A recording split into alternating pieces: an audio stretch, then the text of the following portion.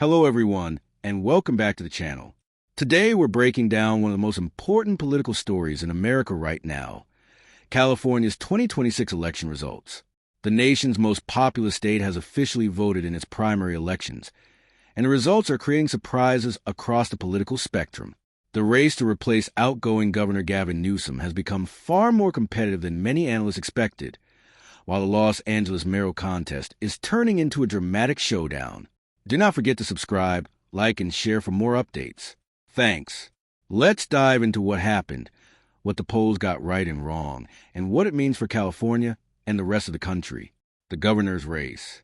The biggest headline of the night is the California governor's race.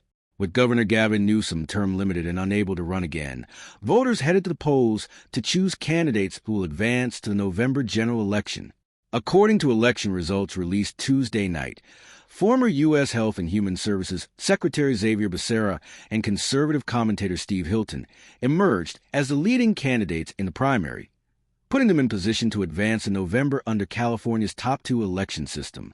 With more than 70% of precincts reporting, Hilton held a narrow lead, while Becerra remained close behind. Billionaire businessman Tom Steyer trailed in third place. What's fascinating is that early polling suggested a fragmented race with no clear favorite. Multiple Democratic candidates divided support for months, creating uncertainty about who would emerge in the crowded field.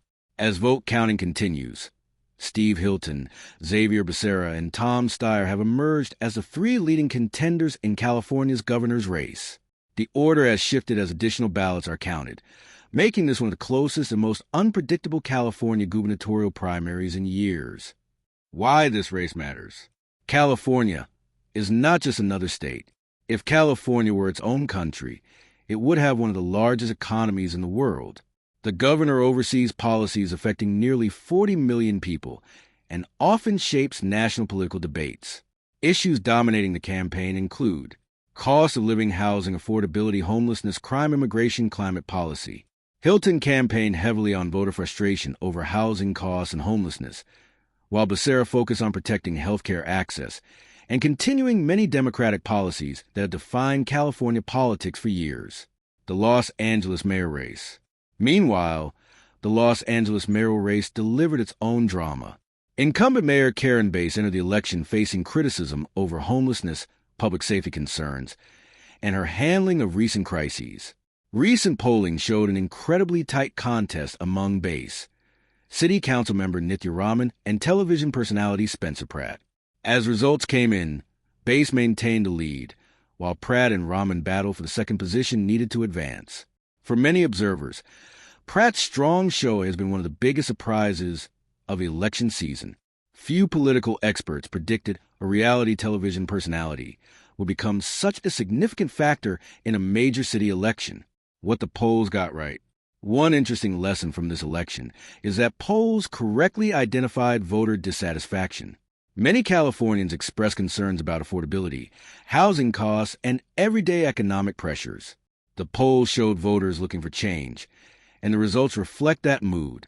Even in a state where Democrats dominate voter registration, voters appear willing to consider alternatives and challenge established political figures. My analysis.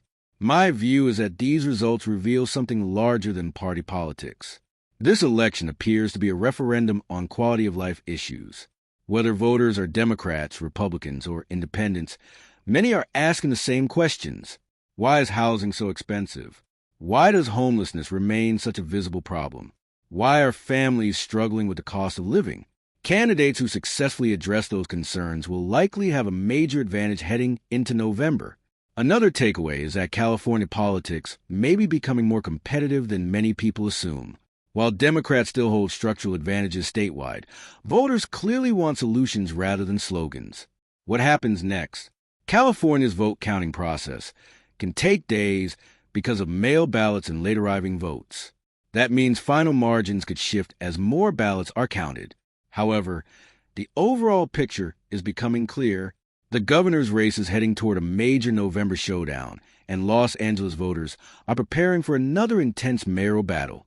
The decisions California voters make later this year could influence national politics, economic policy, and even the balance of power in Washington. And that's why the entire country is watching. What do you think about these election results? Were you surprised by the governor's race? Do you think California voters are sending a message to political leaders? Let me know in the comments below.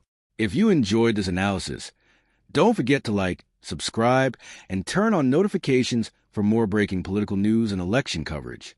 Thanks for watching, and I'll see you in the next video.